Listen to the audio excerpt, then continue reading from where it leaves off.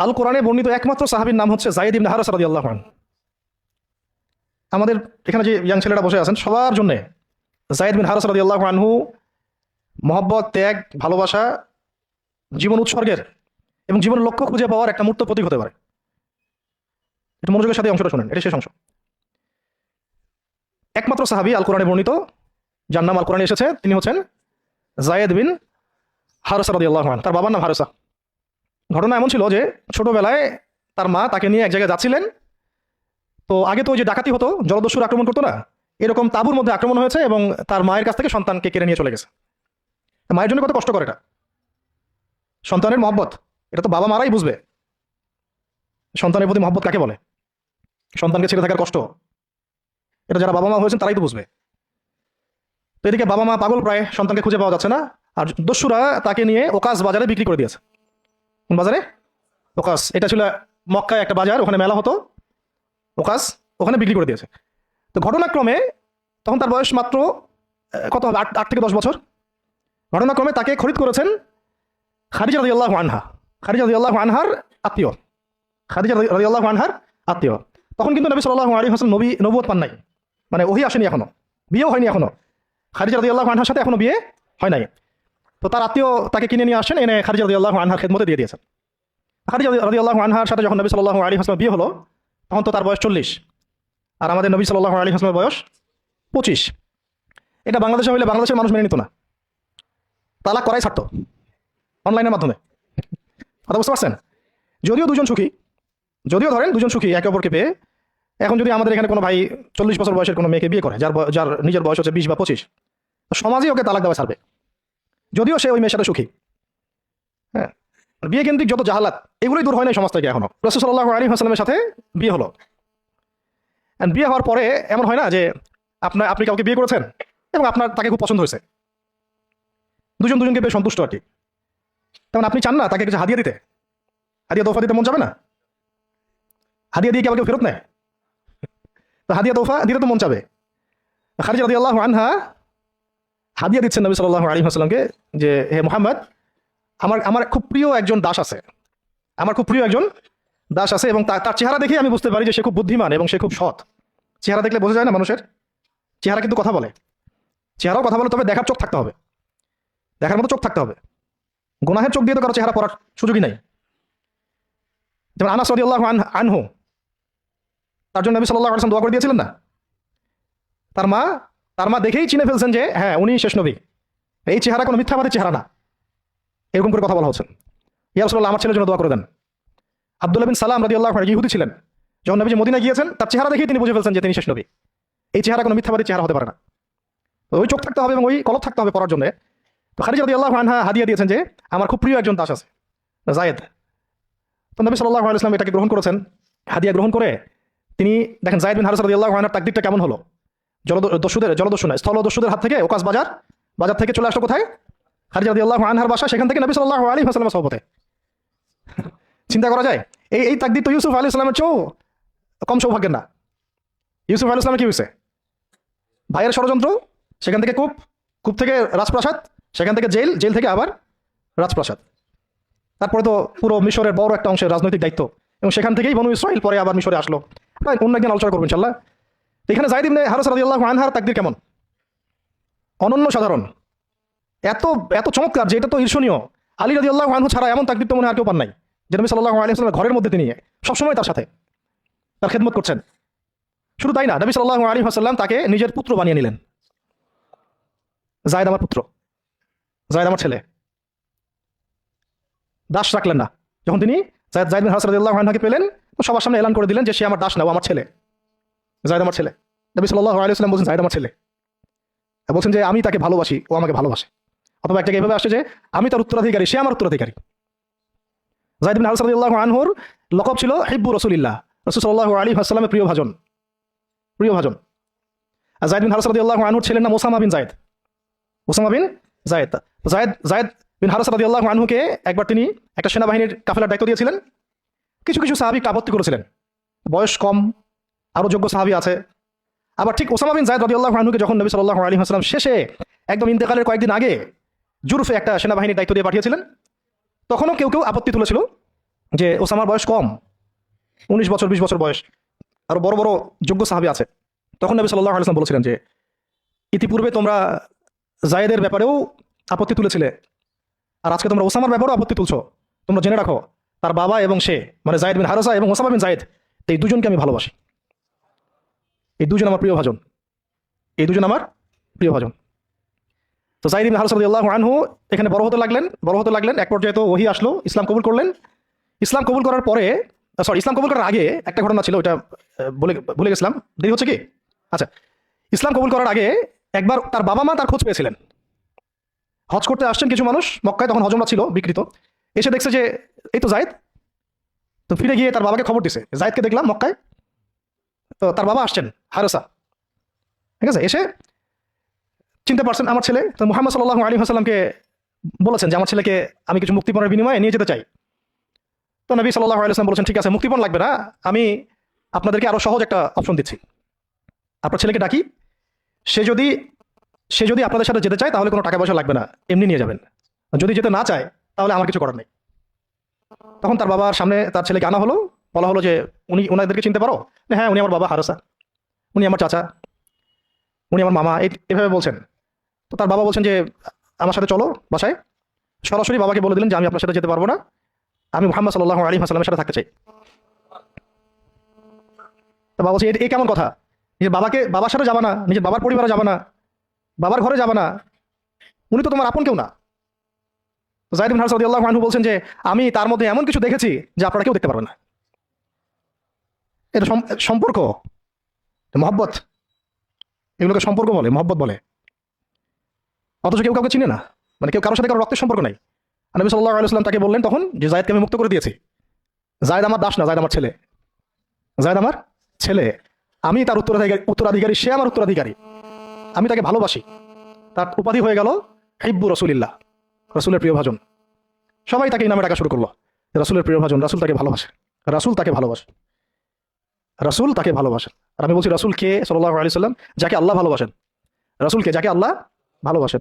তো এখন যখন নবুয়ত প্রাপ্ত হলেন, তখন আপনারা তো সবাই জানেন যে প্রথম 13 বছর মক্কায় কাটানো হয়েছে। এই প্রথম 13 বছরে যে কি পরিমাণ নির্যাতন সহ্য করতে হয়েছে, এটা ভাষায় প্রকাশ করার কোনো কিতাব পাওয়া যাবে না, আর এটা লেখার মতো কোনো কলম নাই, কোনো হাত নাই। ওইগুলো নিয়ে আমরা ইনশাল্লাহ পরে কথা বলবো। আজকে শুধু একটা দুইটা জায়গায় বলতেছি। একটা সফর ছিল তাইফের সফর। কিসের সফর? এই যে হুট করে শুনলেন তাইফের সফর, তাইফের সফরের আগে 10 বছর আছে। এই 10 বছরে এত নির্মম নির্যাতন সহ্য করতে হয়েছে, যেটা তাইফ পর্যন্ত যেতে রাসূল সাল্লাল্লাহু আলাইহি ওয়াসাল্লামকে বাধ্য করেছে। মক্কার অবস্থা কোন ঠাসা, মানে অত্যাচার হতে হতে হতে হতে এমন একটা অবস্থা, সাহাবীদেরকে চোখের সামনে শহীদ করা হচ্ছে। বেলাল রাদিয়াল্লাহু আনহুকে এইভাবে নির্যাতন করা হচ্ছে, সুমাইয়া রাদিয়াল্লাহু আনহাকে মেরে ফেলা হলো, শহীদ করা হলো। গরিব সাহাবীদেরকে নির্যাতনের স্টিম রোলার চালা দেওয়া হচ্ছে। এক পর্যায়ে বাধ্য হয়ে অনেক সাহাবী আবিসিনিয়াতে চলে গেলেন, ইথিওপিয়ায়। আবার 3 বছর নবী সাল্লাল্লাহু আলাইহি ওয়াসাল্লাম এবং বনু হাশিমকে বয়কট করা হলো, মনে আছে? একদম বয়কট করা হলো 3 বছর। গাছের ছাল পাতা খেয়ে সাহাবীরা থাকা শুরু করলেন। চতুর্দিক থেকে রাস্তা বন্ধ, সামাজিক নির্যাতন, রাজনৈতিক নির্যাতন, গালিগালাজ, আপনজনদের মানে গীবত, তহমত, একেবারে পাথর নিক্ষিপ্ত চলতেছে চতুর্দিক থেকে।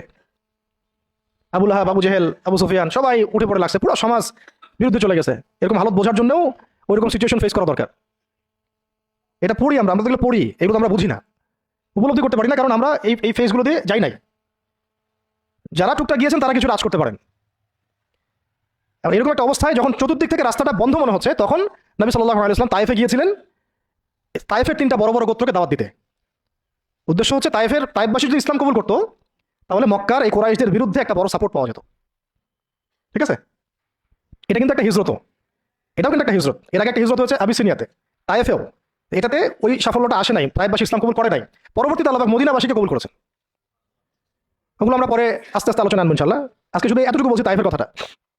এখানে সময়টা চিন্তা করবেন, সময়টা ছিল জুন জুলাই মাস, জুন বা জুলাই মাসের মতো অবস্থা। মানে মানে কাঠ ফাটা রোদ বলতে আমরা যা বুঝি, প্রচন্ড রোদ, প্রচন্ড গরম, মরুভূমির উত্তপ্ত একটা অবস্থা। এই অবস্থায় মক্কা থেকে তাইফের ডিস্টেন্স হচ্ছে প্রায় 100 কিলোমিটার, প্রায় 100 কিলোমিটার। যারা তাইফে গিয়েছেন তারা হয়তো জানবেন, এটা পাহাড়, মানে মাটির নিচ থেকে তাইফ শহরটা দেখা যায়। এই যে পাহাড়ের গা বেয়ে যে উঠতে হয়, এখন তো গাড়ি আসছে, গাড়ির যুগ, এই গাড়ি দিয়ে উঠতেও এই নিচ থেকে উপর পর্যন্ত 40 কিলোমিটার, মানে পাহাড়ের গা বেয়েই 40 কিলোমিটার রাস্তা এইভাবে সফর করে করে করে করে তাইফের শহরের উপরে পৌঁছাতে হয়। এই কাজটা নবী সাল্লাল্লাহু আলাইহি ওয়াসাল্লাম তার সময় করেছেন পায়ে হেঁটে, তাও জুন জুলাই মাসের মতো উত্তপ্ত অবস্থায়, গরমের অবস্থায়।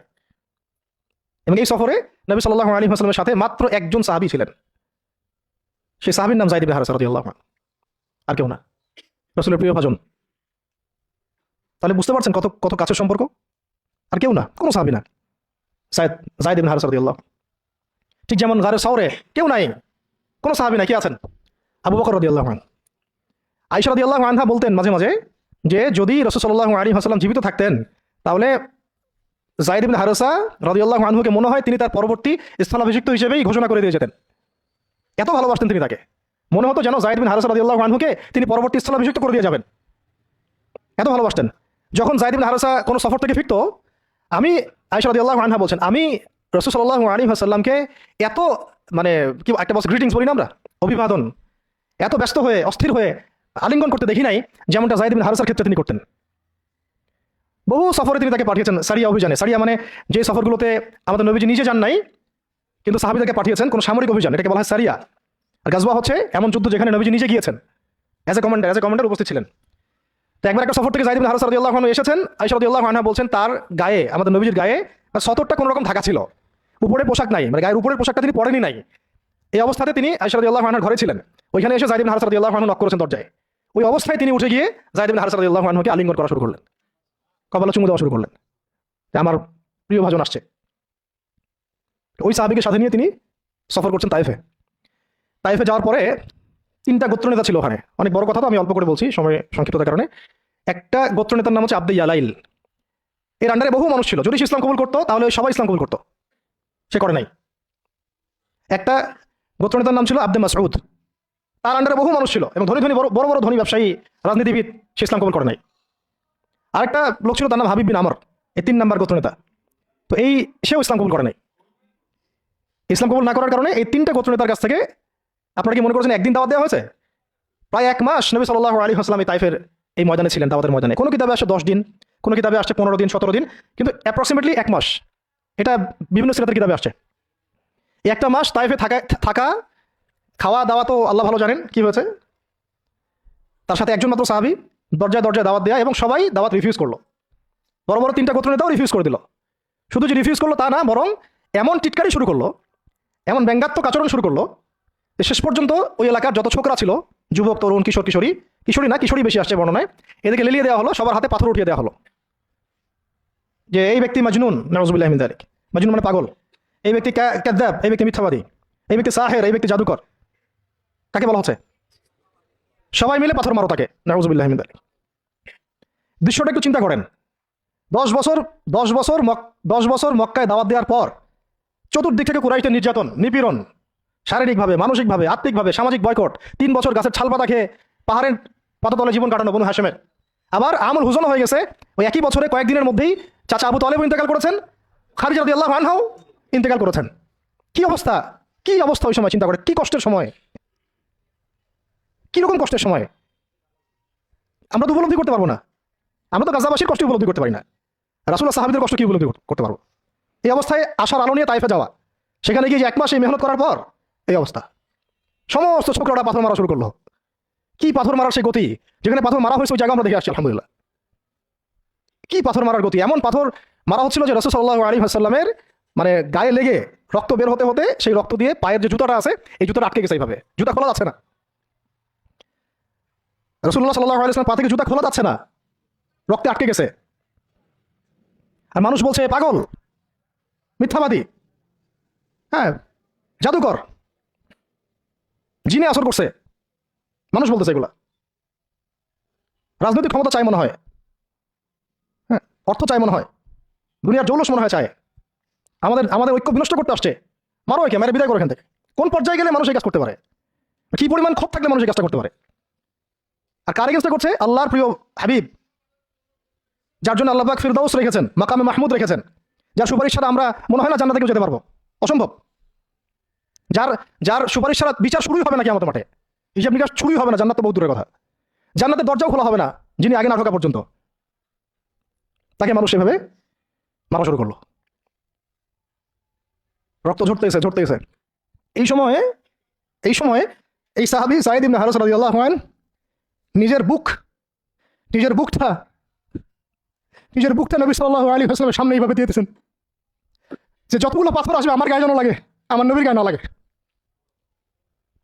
বুক যখন থেতলায় গেছে তখন পিঠ দিয়ে দিয়েছেন, ইয়া রাসূলুল্লাহ আপনার গায়ে একটা পাথর যেন না লাগে, আমার পিছে লাগুক। এই সময়টা চিন্তা করেন, সাহাবীর কথা চিন্তা করেন, তাদের ত্যাগ তিতিক্ষার কথা চিন্তা করেন, ওই সময়ের সবরের কথা চিন্তা করেন। আর তাইফবাসী নবী সাল্লাল্লাহু আলাইহি ওয়াসাল্লামের আপনজন ছিল। তাইফের গোত্রে নবী সাল্লাল্লাহু আলাইহি ওয়াসাল্লামের দুধ পান করানো হয়েছিল। হালিমা সাঈদার গোত্র এটা। দূরের মানুষ আপনাকে যখন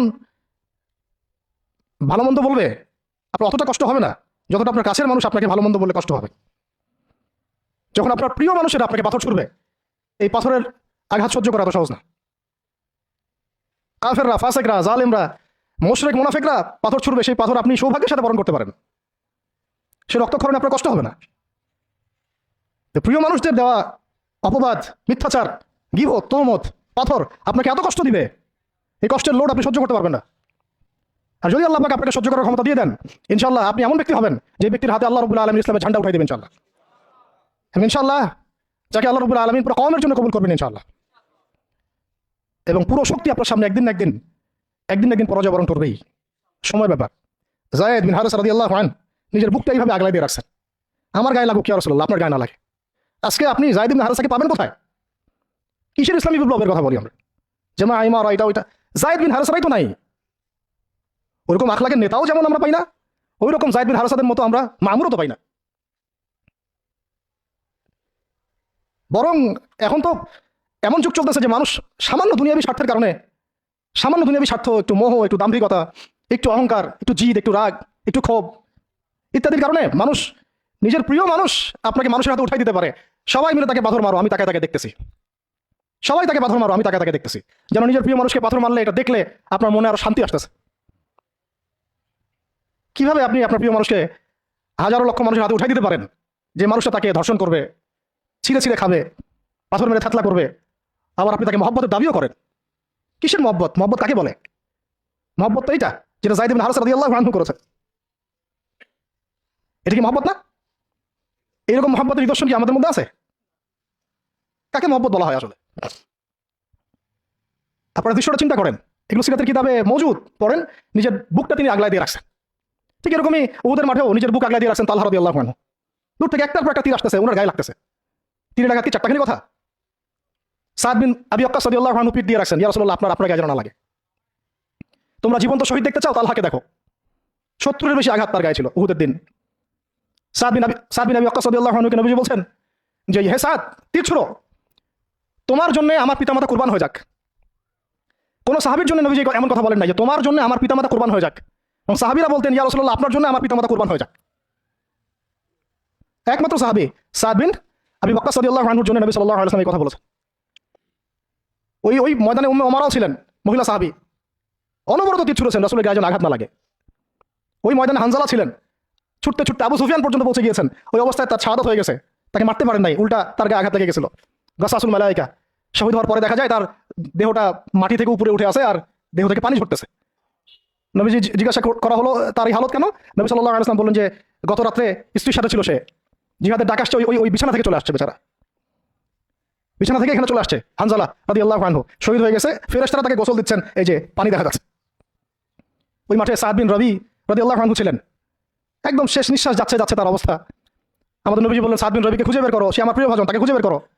খুঁজতে গিয়ে দেখা গেল যে তিনি এইরকম একটা হালত, 60-70টা আঘাতের চিহ্ন নিয়ে প্রায় যান যাচ্ছে অবস্থা। সাহাবী বললেন হে সাদ, রাসূল সাল্লাল্লাহু আলাইহি ওয়াসাল্লাম তোমাকে সালাম দিয়েছে। রাসূল তোমাকে সালাম দিয়েছেন আর জিজ্ঞাসা করছেন তুমি কেমন অনুভব করতেছো এখন? সাদ বিন রবি বলছেন রাসূলের কাছে আমার সালাম পৌঁছে দিও, আর আল্লাহর কসম আমি জান্নাতের ঘ্রাণ পাচ্ছি এখন। এটা বলতে তার শাহাদাত হয়ে যায়। আর তিনি বলতে একটা কথা শেষে বলে গিয়েছিলেন যে আমি চলে যাওয়ার পরে, তিনি আনসারদের নেতা ছিলেন, আমি চলে যাওয়ার পর তোমরা থাকা অবস্থায় যদি মুহাম্মদ সাল্লাল্লাহু আলাইহি ওয়াসাল্লামের গায়ে একটা আঁচড়ও লাগে, তোমরা আল্লাহর সামনে কোনো হুজ্জাত দিতে পারবে না। আমি চলে যাওয়ার পরে যদি মুহাম্মদ সাল্লাল্লাহু আলাইহি ওয়াসাল্লামের গায়ে একটা আঁচড়ও লাগে, তোমরা আল্লাহর সামনে কোনো হুজ্জাত দিতে পারবে না। আর আমরাও তো এখন দুনিয়াতে বেঁচে আছি, আমাদের নবী সাল্লাল্লাহু আলাইহি ওয়াসাল্লামের গায়ে কি না লাগতেছে, আমরা কি বা করতে পারতেছি? কত সাহাবী। একটা কথা বলতে ভুলে গেছিলাম, যায়েদ বিন হারিসা রাদিয়াল্লাহু আনহু ইসলামের পরে যে ভাই সম্পর্ক করে দেওয়া হয়েছিল, দিনী ভাই, যায়েদ বিন হারিসা রাদিয়াল্লাহু আনহু দিনী ভাই ছিলেন হামজা রাদিয়াল্লাহু আনহু। সৈয়দুশ শুহাদা, তার হালত আমরা দেখেছি উহুদের মাঠে। এমন সিংহ যার সামনে কেউ লড়াই করতে পারে না।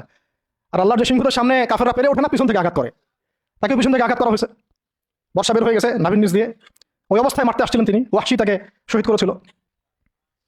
নবী সাল্লাল্লাহু আলাইহি ওয়াসাল্লাম তার লাশ দেখে অঝোর নয়নে কেঁদেছেন, কারণ তার বুকটা চিরে ফেলছিল কাফেররা, চিরে কলিজা বের করার চেষ্টা করছিল, পারে নাই, কলিজা বের করে চিবাই খাওয়ার চেষ্টা করছিল। তাহলে কাফেরদের ক্ষোভ চিন্তা করেন, কাফেররা আমাদের ব্যাপারে কি পরিমাণ ক্ষোভ লালন করে, তারা আমাদের ব্যাপারে কি পরিমাণ ক্ষোভ লালন করে, ভিতরে ভিতরে আমরা জানিও না, বুঝিও না। আমরা ওদের সাথে বন্ধুত্ব করতে চাই, ওদেরকে আমাদের নিজেদের আপন মনে করি, ওদের হাতে আমরা আমাদের দিনী ভাইদেরকে উঠাই দিই, বোনদেরকে উঠাই দিই, আপনজনদেরকে উঠাই দিই। হামজা রাদিয়াল্লাহু আনহু এরকম হালত, তার তার দিনী ভাই ছিলেন যায়েদ বিন হারেসা রাদিয়াল্লাহু আনহু। বহু ঘটনা আছে, আমি যেটা বলতে চাচ্ছিলাম ওইখান থেকে এদিকে চলে আসছি। এরপরে নবী সাল্লাল্লাহু আলাইহি ওয়াসাল্লাম তায়েফের একটা আঙ্গুর বাগানে প্রবেশ করেন, এত ক্ষতবিক্ষত অবস্থায়। আর পাথরের পাথরের ঢিলকে আপনারা এত তুচ্ছ মনে করেন না, কিন্তু এটা কিন্তু এত তুচ্ছ বিষয় না, কিন্তু এটা যন্ত্রণাদায়ক বিষয়। তার মধ্যে বললাম তার আপন মানুষ, কাছের মানুষ।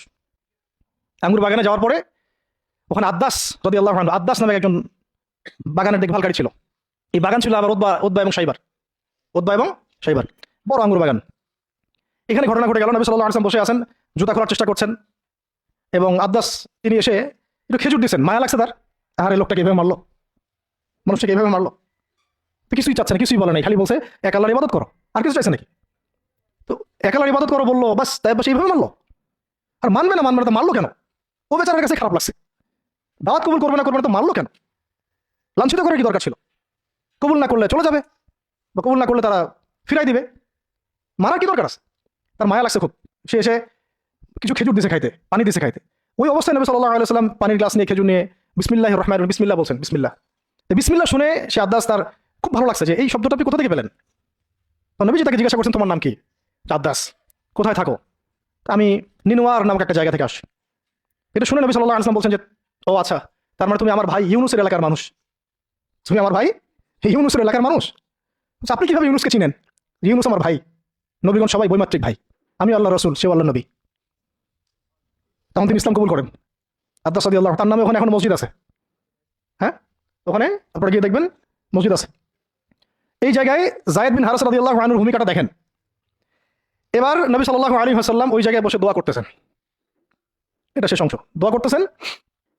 এই দোয়ার লফজ যদি আরবি থেকে আরবি বুঝতে পারতেন, তাহলে মানে আমার এতগুলো কথা বলা সার্থক হতো। আর মানে আমি যদি মানুষকে এই দোয়ার শব্দগুলোর অর্থ বুঝাতে পারতাম, ওই ক্ষমতা যদি আমার থাকতো, আমার মনে হয় না এই ক্ষমতা কোনো ওলামায়ে কেরামের আছে, আমার মনে হয় না এই ক্ষমতা কোনো ওলামায়ে কেরামের আছে যে এই দোয়ার শব্দগুলো আওয়ামকে বুঝাই দিবে, এক্স্যাক্টলি সেই ফিলিংস এবং ইমোশন বুঝাবে, এমন ক্ষমতা আমাদের কাউকে দেওয়া হয় নাই।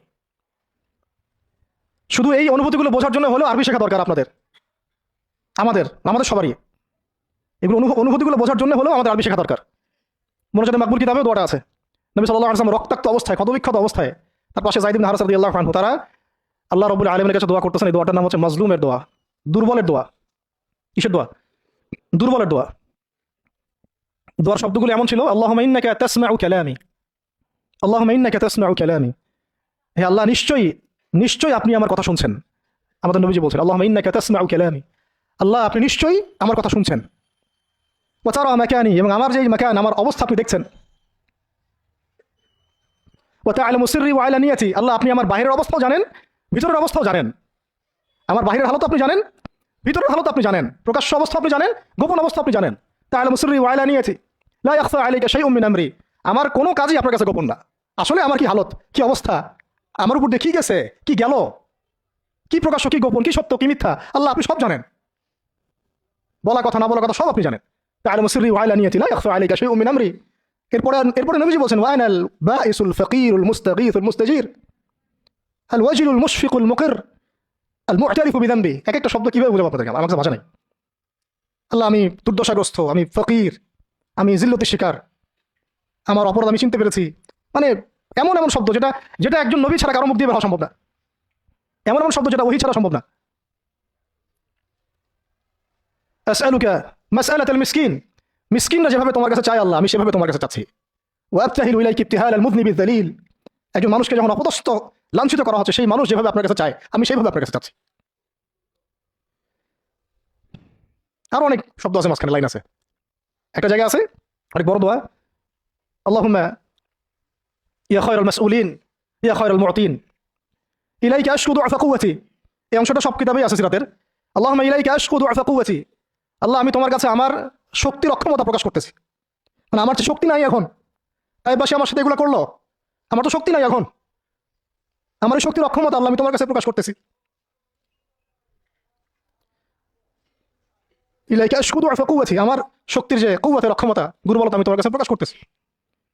ওয়া কিল্লাতি হিলাতি, ওয়া কিল্লাতি হিলাতি, এই যে সহনশীলতা, এই সয়ে নেওয়ার যে ক্ষমতা, যে ঘাটতি, এগুলো আমি তোমার কাছে পেশ করতেছি। ওয়াহাওয়ানি আলান নাস, ওয়াহাওয়ানি আলান নাস, আর এই যে পুরো মানুষ, তাইফের পুরো মানুষ আমার সাথে যা করলো, তাদের সাথে লড়াই করার যে আমার অক্ষমতা, বা তাদেরকে বুঝানোর যে অক্ষমতা আমার, তাদেরকে যে আমি বুঝাতে পারতেছি না, এটা যে আমার অক্ষমতা, এই হালত আমি তোমার কাছে পেশ করতেছি। আল্লাহুম্মা ইলাইকা আশকু দুআফা কুওয়াতি ওয়া কিল্লাতি হিলাতি ওয়া হাওয়ানি আলান নাস, কি শব্দ! বলছি ইলা মান তাকিলুনি, আল্লাহুম্মা ইলা মান তাকিলুনি, আল্লাহ তুমি আমাকে কাদের হাতে ন্যস্ত করলা, আল্লাহ তুমি আমাকে কাদের হাতে ন্যস্ত করলা। ইলা আদুইন বাঈদিন ইয়াতাহাজ্জামুনি, আমাকে ঘর থেকে এত দূরে এনে, সেই মক্কা থেকে কত দূরে, আমাকে ঘর থেকে এত দূরে নিয়ে এসে আল্লাহ তুমি তোমার শত্রুদের হাতে আমাকে ন্যস্ত করলা। ইয়াতাহাজ্জামুনি, যারা চতুর্দিক থেকে আমাকে পাথর মারতেছে। কি আবেগ তোমার মধ্যে, কি ভাষা, কি লাফজ! ইলা আদুইন বাঈদিন ইয়াতাহাজ্জামুনি, তুমি আমাকে আল্লাহ ঘর থেকে বের করে এত দূরে নিয়ে আসলা, শত্রুদের হাতে সোপর্দ করলা, তারা আমাকে চতুর্দিক থেকে পাথর মারতেছে।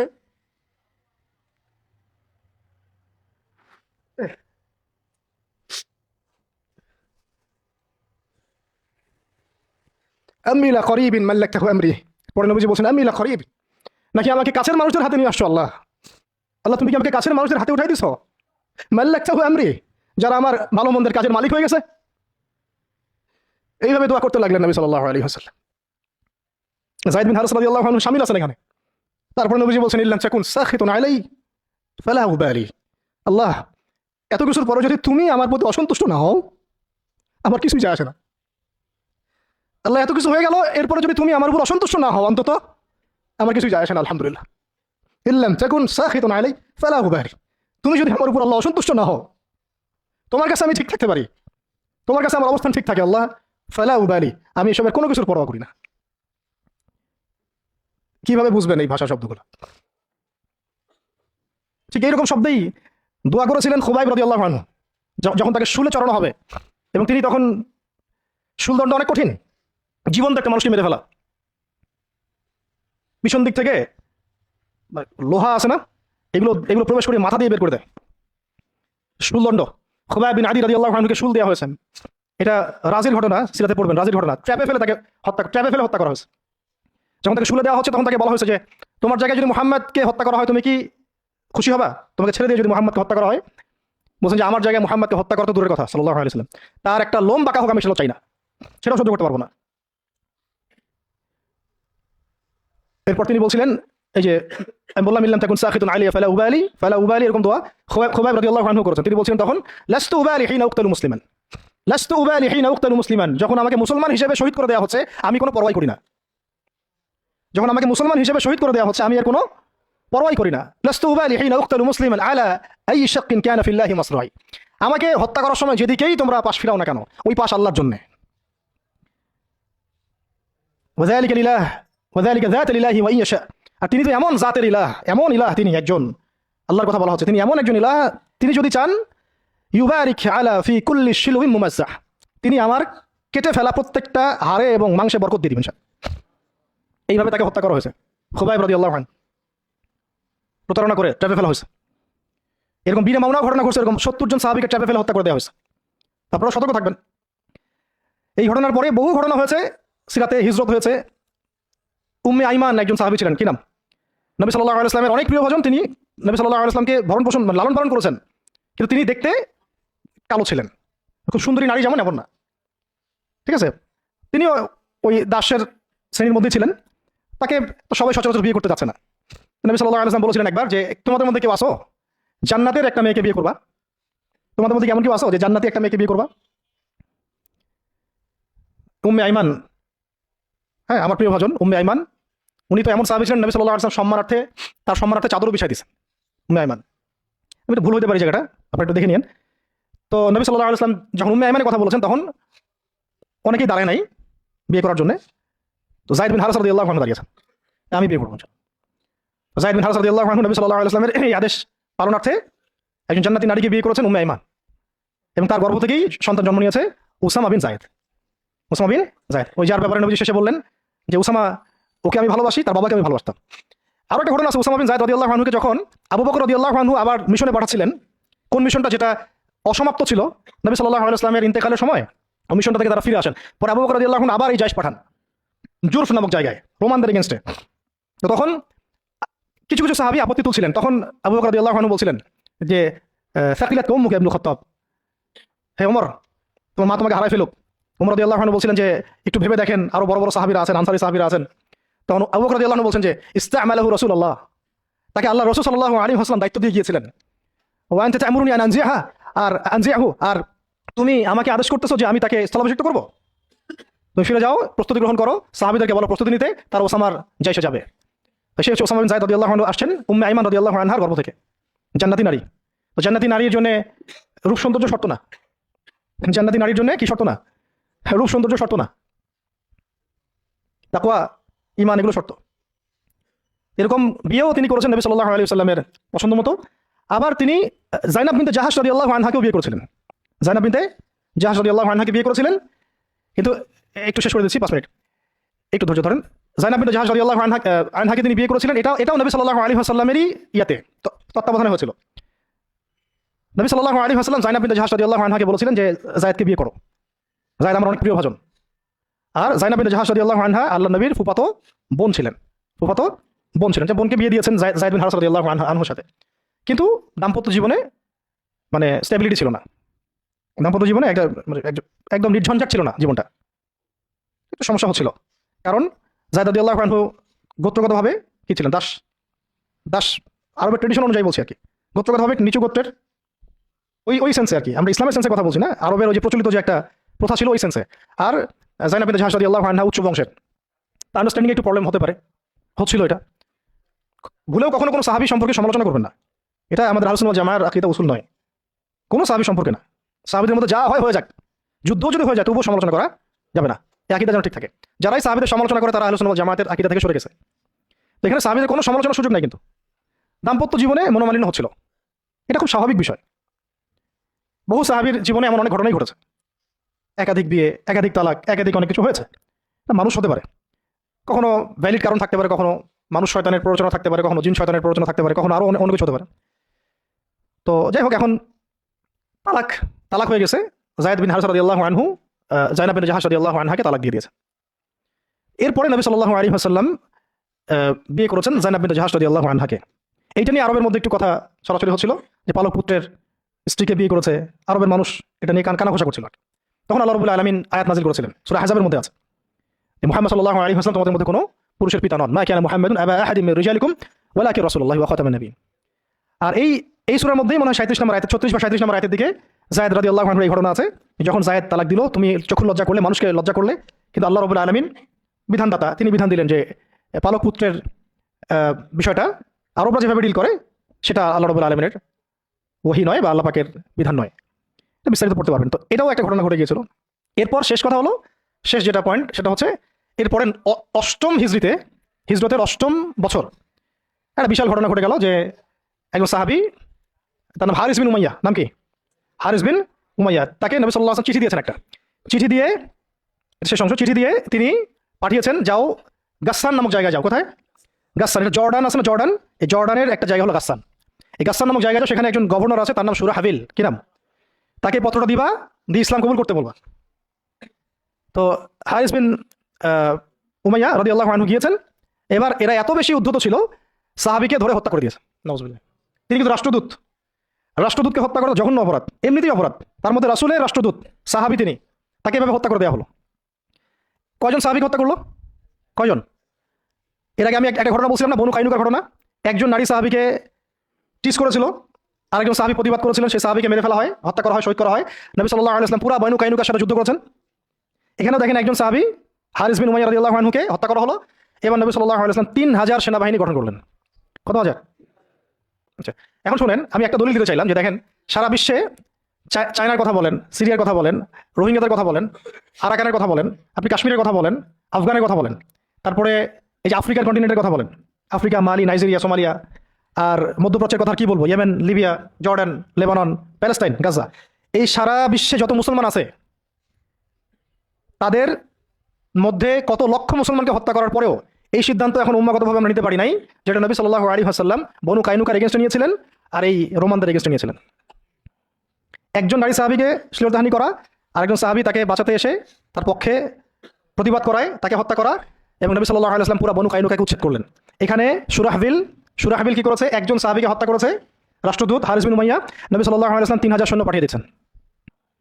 আর এখন উম্মার দিকে তাকান, যে রাষ্ট্রগুলোর কথা আমি বললাম আমাদের সহ সব জায়গায়, আমাদেরটা অন্যভাবে ডিল করি আমরা, বাইরের সব রাষ্ট্রগুলো, এই রাষ্ট্রগুলোতে কত হাজার সৈন্য না, কত হাজার নিরপরাধ মুসলিমকে হত্যা করা হয়েছে। সংখ্যাটা কি হাজারে না লাখে? কত হাজার বা লাখ বাচ্চাদেরকে হত্যা করা হয়েছে, কত হাজার বা লাখ মা বোনদেরকে হত্যা এবং ধর্ষণ করা হয়েছে। তারপরে উম্মাগতভাবে আমরা এখন এই সিদ্ধান্তে আসতে পারি নাই, যে সিদ্ধান্ত নবী সাল্লাল্লাহু আলাইহি ওয়াসাল্লাম তাৎক্ষণিক নিয়ে ফেললেন। আমার রাষ্ট্রদূতকে হত্যা করেছে, 3000 সৈন্য রেডি, এবং তারা কিন্তু সুপার পাওয়ার। রোমানরা তখন কি সুপার পাওয়ার, এটা দেখারও সময় নাই যে তার কাছে কি অস্ত্র আছে, তাদের ক্ষমতা কতটুকু, তাদের কাছে কি আছে, তাদের সৈন্য সংখ্যা কত, আয়তন সংখ্যা কত, ওদের অর্থনীতি কত সমৃদ্ধ, কোনো কিছুর পরোয়া সাহাবা একরাম করেন নাই। 3000 সৈন্য রেডি করে এই বাহিনীর পতাকা হাতে তুলে দিলেন সাহাবী যায়েদ ইবনে হারেসা রাদিয়াল্লাহু আনহু হাতে। কার হাতে? চিন্তা করেন, তায়েফের সাথী, রাসূল সাল্লাল্লাহু আলাইহি ওয়াসাল্লাম প্রিয় ভাজন, তায়েফের সাথী, জান্নাতি নারীকে বিয়ে করেছেন, এবং বলে দিলেন যদি জায়েদ শহীদ হয়, কথার বলার উদ্দেশ্য হচ্ছে জায়েদ শহীদ হবে, হতে পারে ইনশাআল্লাহ, তাহলে পতাকা উঠাই নেবে আব্দুল্লাহ বিন রাওয়াহা রাদিয়াল্লাহু আনহু। যদি আব্দুল্লাহ বিন রাওয়াহা শহীদ হয়, পতাকা উঠাই নেবে জাফর ইবনে আবি তালেব। যদি জাফর শহীদ হয় বা আব্দুল্লাহ বিন রাওয়াহা শহীদ হয়, তাহলে পতাকা তোমাদের মধ্য থেকে কাউকে তোমরা আমির বানায় নিও। হ্যাঁ, পরে ছিল সেখানে খালিদ বিন ওয়ালিদ রাদিয়াল্লাহু আনহু। তো তিনি তখন নতুন নতুন ইসলাম কবুল করেছেন, তাই সবার আগে তাকে আমির করা হয় নাই। খালিদ বিন ওয়ালিদ রাদিয়াল্লাহু আনহু প্রায় 100টার মতো যুদ্ধ করেছেন ইসলামের পক্ষে, কোনো যুদ্ধে তিনি হারেন নাই, কোনো যুদ্ধে পরাজয় বরণ করেন নাই। উহুদের যুদ্ধে বিপর্যয় তো তার হাত দিয়ে হয়েছে, তাই না? তো তিনি যুদ্ধ কৌশলে অনেক পারদর্শী, খালিদ বিন ওয়ালিদ রাদিয়াল্লাহু আনহু। এখানে আমরা ফোকাস করতেছি একজন সাহাবীর দিকে, বাকি অন্য ঘটনা ইনশাআল্লাহ অন্যদিন হবে, আজকে শেষ করে দিচ্ছি। যায়েদ বিন হারেসা রাদিয়াল্লাহু আনহু হাতে পতাকা দেওয়া হলো। হ্যাঁ, তিনি গেলেন, ওখানে যখন যাওয়ার পরে দেখলেন যে সুবহানাল্লাহ, কোথায় আমরা 3000, আর এদের মধ্যে তো রোমান সৈন্যই 1 লাখ। রোমান সৈন্য হচ্ছে 1 লাখ সৈন্য, এটা কোনো যুদ্ধ হয় নাকি? 1 লাখ সৈন্য একদিকে 3000 সৈন্য দাঁড়ায় আছে, এটা কোনো যুদ্ধ হয় কখনো? এই যুদ্ধ, এইরকম সৈন্য সংখ্যা থাকলে, এরকম কুওয়াতের ব্যাপার থাকলে, কোনো স্কলারশিপ অফ ইসলামও এখন বলবে না যে ওদের সাথে যুদ্ধ করা যায়। কোনো আলেমও মনে হয় ভুলেও ফতোয়া দিবে না যে তাদের সাথে যুদ্ধ করা যায় হতে পারে। তোমরা কি পাগল হয়েছো? তাদের সাথে যুদ্ধ করতে যাও, ওদের 1 লাখ, তোমাদের 3000। মনে তো হয় কেউই হয়তো এই ফতোয়াটা দিবে না, যেটা এটা হতেও পারে। ইসরায়েলের এত পাওয়ার, তোমরা কিসের জন্য হামাসের পক্ষে কথা বলো? আমেরিকা এত বড় সুপার পাওয়ার, তালেবানরা পারবে ওদের সাথে? এরকমই তো কথা চলতেছে সবে, না? বাংলাদেশের মুসলমান, পাকিস্তানের মুসলমান, আফগানের মুসলমানদের কি আছে? ভারতের এত বড় বড় পারমাণবিক অস্ত্র আছে। ভাবটা তো এরকমই না? এবং এগুলোকে হিসাব কিতাব করে অনেক কাফেররা বলে বলুক, মানে ফাসেকরা বলে বলুক, মোরতাদরা বা রামবাম প্রগতিশীল, এরা তো যা ইচ্ছা তাই বলেই, ওদের কথা আমরা কখনো দেখিও না। কিন্তু ইসলামপন্থী বহু মানুষও বলে যে তোমরা তো সুইসাইড করতে চাচ্ছ, সুইসাইড অ্যাটেম্প হবে এটা। ওরা এত শক্তিশালী, আমাদের কিছুই নাই, অর্থনীতি দুর্বল, জনবল দুর্বল, আমাদের সংখ্যা দুর্বল, অস্ত্রশস্ত্র দুর্বল। মুসলমানরা কখনো এগুলোর বলে কখনো জয়লাভ করে নাই। মুসলমানরা জয়লাভ করেছে সবসময় ইমানের বলেই, এটা ছিল মূল হাতিয়ার। তারপরে যুগের প্রয়োজনে আধুনিকতার প্রয়োজন আছে, সেটা ইমান বিবর্জিত না, ইমানটা সবার আগে। ইমানই তো পরাজয়, অস্ত্র দিয়ে তো আর কিছু করতে পারবেন না। এখন যদি আমাদেরকে পারমাণবিক বড় বড় অস্ত্র দিয়ে দেওয়া হয়, তবুও তো মনে হয় যুদ্ধের পথে কেউ হাঁটতে চাবে না, জিহাদের পথে কেউ হাঁটতে চাবে না, বলবো যে এটা তো সুইসাইড অ্যাটেম্প হবে। ওরা তো ন্যাটো তো এতগুলো দেশের সমন্বয় গঠিত, ইসরায়েলের সাথে তো এত কান্ট্রি আছে, তোমাদের সাথে কারা আছে? ইসরায়েলের সাথে এত বড় বড় কান্ট্রি তো আছেই, 50টা 60টা 70টা। হামাসকে তো এখনো নির্মূল করতে পারলো না, আছে? আমেরিকার সাথে এত বড় বড় রাষ্ট্র ছিল, তালেবান থেকে তো নির্মূল করতে পারে নাই। তো মিসাল তো এখনো দেখা যায় পৃথিবীর বুকে। তো জাতিগতভাবে আমরা ওই জায়গায় হাঁটতেই পারি নাই, ওই পথে আমরা হাঁটতে পারি নাই। শুধু দাওয়াত দিয়ে সারা বিশ্বে খিলাফা কায়েম হবে না। যারা বলে দাওয়াতই একমাত্র মেহনত, শুধুমাত্র দাওয়াত দিয়ে সারা বিশ্বে খিলাফা কায়েম হবে না, ইসলামী ইমারা কায়েম হবে না। আপনারা 100 বছর দাওয়াত দিতে থাকেন, ইমারা কায়েম হবে না। শুধু দাওয়াত দিয়ে রাসূল সাল্লাল্লাহু আলাইহি ওয়াসাল্লাম একেবারে আরব আজম এইটা জয় করেন নাই, দাওয়াতের সাথে জিহাদও ছিল। হ্যাঁ, এটা আলাদা আলোচনা যে এটা শর্ত কি হবে, প্রস্তুতি কি হবে, উসুল কি হবে, এটা আলোচনা করতে চাইলে আলোচনা হতে পারে। আলোচনা তো জায়গায় রাখেন নাই আপনারা, সব তো বন্ধ, তো দরজাই বন্ধ। বরং এগুলো নিয়ে যারাই দু চারটা কথা বলছে ওরা তো শেষ, সমাজে ওদেরকে মেনে নেয় নাই, ইসলামপন্থী ভাই ভাই বোনরাই মেনে নেয় নাই, কাফেররা মানা তো বহুত দূরের কথা, কাফেররা তাদের মাথার দাম নির্ধারণ করছে আর কি। কিন্তু আস্তে আস্তে বিশ্ব এদিকে যাবেই, আমরা চাই আর না চাই, আমরা চাই আর না চাই, ওয়ার্ল্ডের দিকে যাবে, আখিরুজ্জামানের দিকে যেটা থাকবে। তো আল্লাহ পাক আমাদের নসিবে যদি এটা থাকে এবং আমাদের উপরে যদি এটা কোনো না কোনোভাবে অবধারিত হয়ে যায়, আল্লাহ পাক আমাদেরকে কুওয়াতের সাথে অংশ নেওয়ার তৌফিক দেন। এবং সব দিক থেকে, আধ্যাত্মিকভাবে, ইমানের দিক থেকে, আমলের দিক থেকে, আখলাকের দিক থেকে, সমাজের দিক থেকে, জ্ঞানের দিক থেকে আল্লাহ পাক ওই রকম চেতনা এবং প্রস্তুতি আমাদের মনের মধ্যে দান করে দেন। প্রস্তুতি তো আগে মনের বিষয়।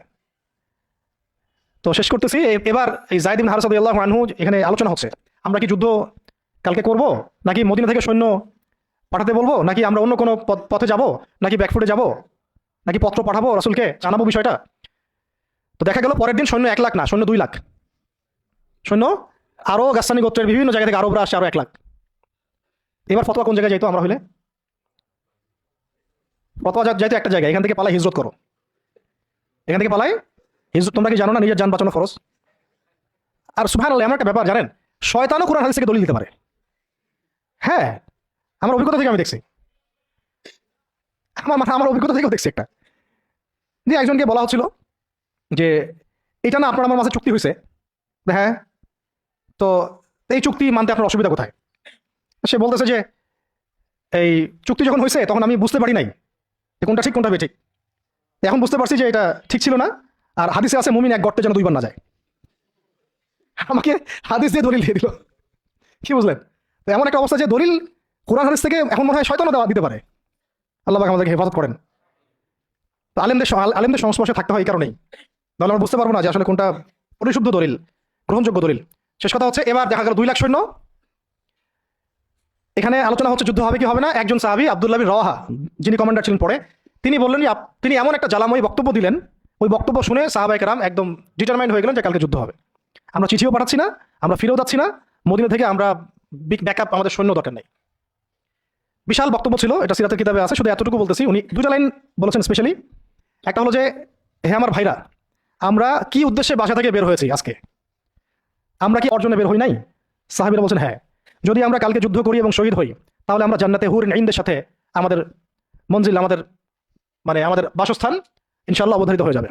আর যদি আমরা গাজী হই, তাহলে আমরা সারা জীবন আল্লাহর কাছে সম্মানিত থাকবো। আর যদি আমাদের দেহকে কেটে দ্বিখণ্ডিত করে ফেলা হয়, তো এটার জন্যই তো আমরা বাসা থেকে বের হয়েছি। এরকম কয়েকটা কথা উনি বললেন, অল্প কথা। কোনো সাহাবী আর দ্বিতীয় কোনো বাক্য ব্যয় করলেন না, ঠিক আছে কালকে যুদ্ধ হবে। এমন রক্তক্ষয়ী যুদ্ধ হয়েছে এই 2 লাখের এগেন্স্টে 3000 নিয়ে, সৈন্যদেরকে এমনভাবে বিন্যাস করেছেন সাহাবায়ে কেরাম যে ওদের চোখে মনে হচ্ছিল যে মুসলিমরা অনেক। খালিদ বিন ওয়ালিদ রাদিয়াল্লাহু আনহু বলছেন যে ওই দিন শুধু আমার হাতেই 9টা তরোয়াল ভেঙে গেছে। মানে কাফেরদেরকে মারতে মারতে মারতে মারতে এমন একটা অবস্থা হয়েছে আমার, যে আমার 9টা তরোয়াল ভেঙেই গেছে। তাহলে কতজন কাফেরকে তিনি জাহান্নামে পাঠাইছেন সেটা আপনারা চিন্তা করেন। শেষে ছোট নাকি একটা ইয়েমেনের চাকু ছিল, ওই ছোট একটা চাকু দিয়ে আমি যুদ্ধ করছি। এটা বলছেন কে? খালিদ বিন ওয়ালিদ রাদিয়াল্লাহু আনহু। প্রথমে পতাকা যায়েদ বিন হারেসা রাদিয়াল্লাহু আনহু হাতে ছিল। ওনার ঘোড়া উনি ছুটিয়েছেন, শত্রু বাহিনীর যে এই সারিগুলো, কাতারগুলো, এটাকে ভেদ করে সামনে চলে গেছেন। তার যতগুলো আঘাত সবগুলো দেহের সামনের দিকে বেশি, পিছনের দিকে নাই। মানে পিছন থেকে আক্রমণ করতে তাকে পারতেছে না। আর যে মানুষ তায়েফের বুকে পাথর নিয়ে এখানে আসছেন, যে মানুষের জীবনে এত চড়াই উতরাই চলে গেছে, এবং যে মানুষ তার প্রিয়তমাকেও ছাড়তে হলো, সেই মানুষের জন্য শাহাদাত হচ্ছে সৌভাগ্যের আর কি হতে পারে, আর কাঙ্ক্ষিত আর কি হতে পারে? দুনিয়া তো তার দেখা শেষ, তিনি তো এখন চাচ্ছেন জান্নাতে যেতে। এই মাঠ থেকে যেন তিনি ফিরতে চাচ্ছেন না। আর যেহেতু নবী সাল্লাল্লাহু আলাইহি ওয়াসাল্লাম বলেছেন যদি যায়েদ শহীদ হয় তাহলে তুমি পতাকা নিও, তো তিনি তো জানেন তিনি আর ফিরবেন না। আর কোনো সাহাবী ফেরার জন্য কখনো ময়দানে যান নাই। তো তিনি সেখানে শহীদ হয়ে যান, তার গায়ে প্রায় 50টা আঘাতের চিহ্ন ছিল। দূর থেকে একটা বর্ষাও কিন্তু খুব কঠিন বিষয়, একটা লোহার বর্ষা গায়ের ভিতর ঢুকে যাওয়া এত চারটাখানি কথা না।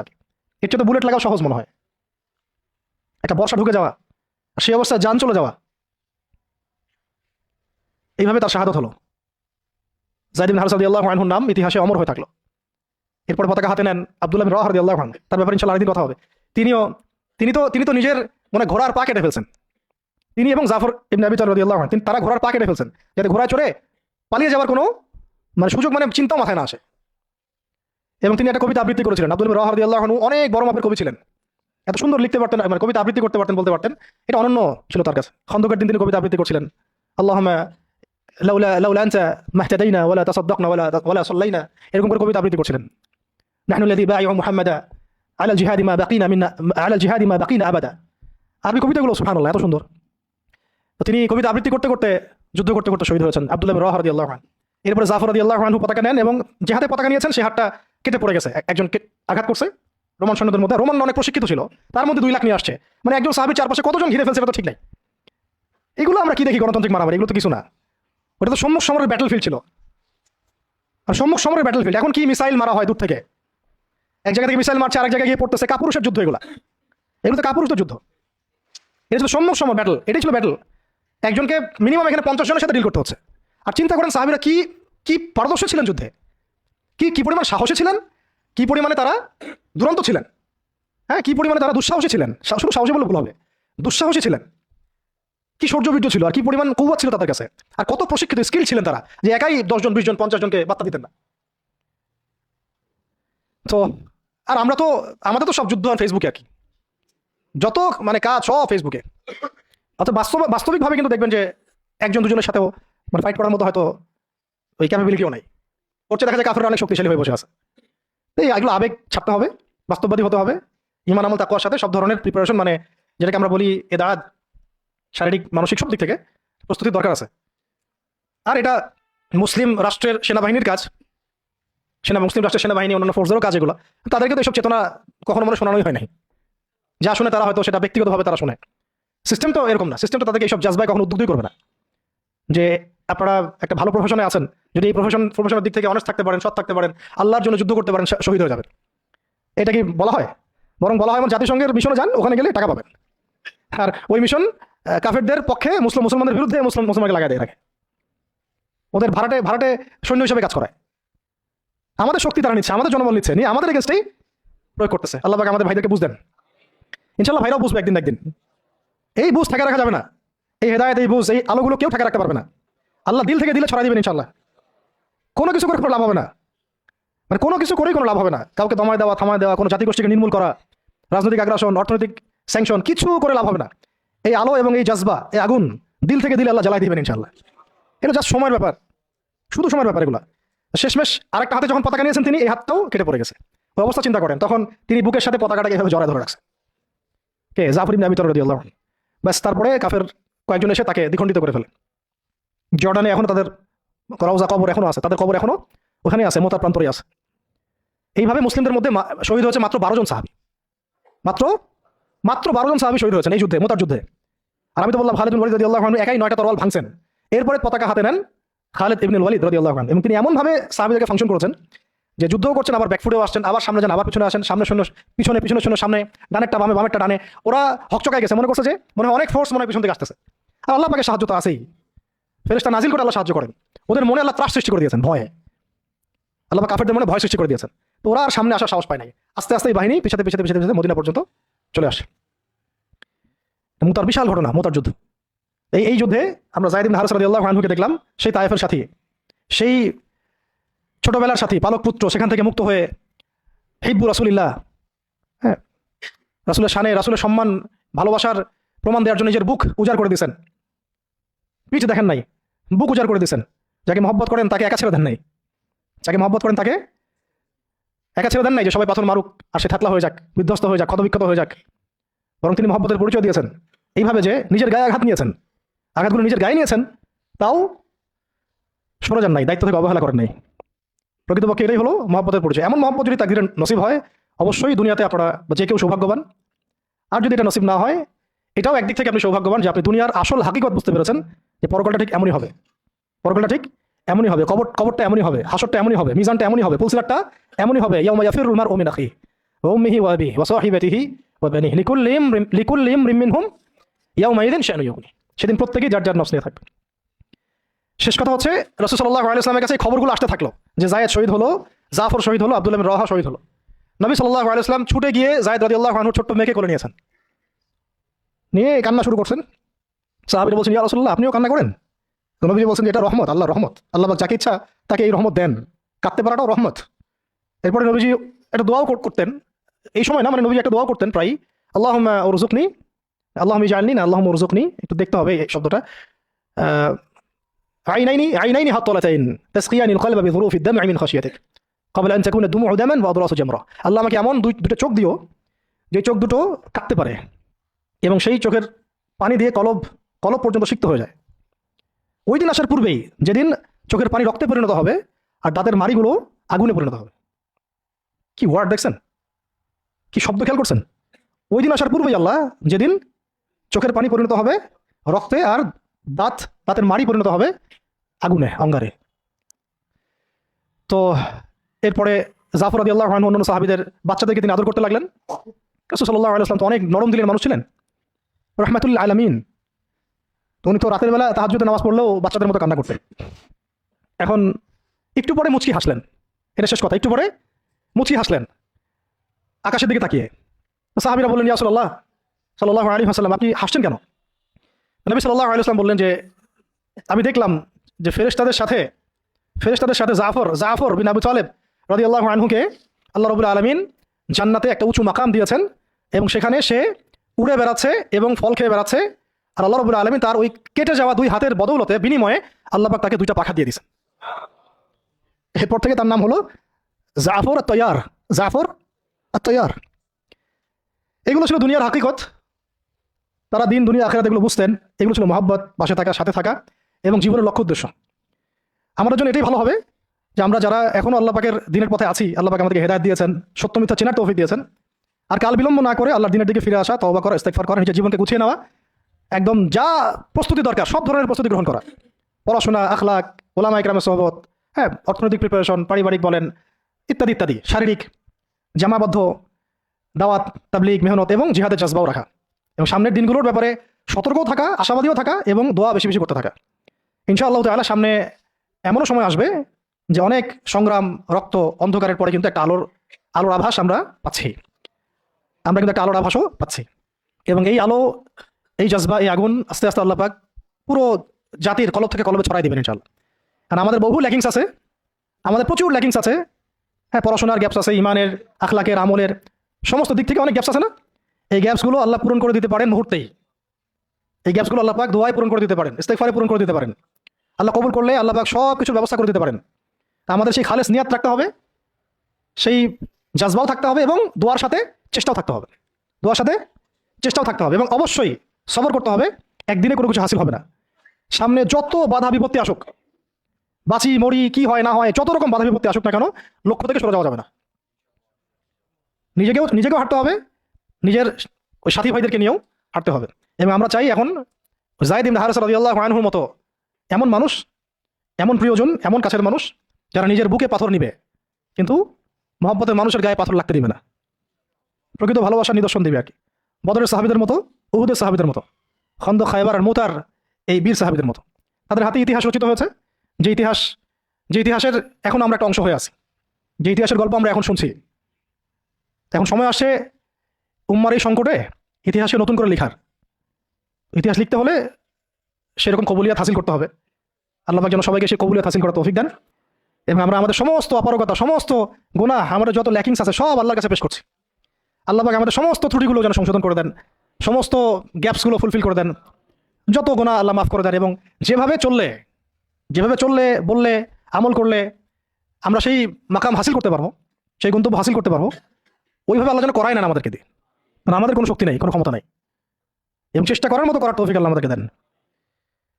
আল্লাহ পাক আমাদের সব দিনই ভাইদেরকে, বোনদেরকে এবং আমাদের উম্মায় যারা কাজ করতেছেন, যে ব্যানারই হোক, আমরা সব ভাইদের ব্যাপারে শুভাকাঙ্ক্ষী থাকবো।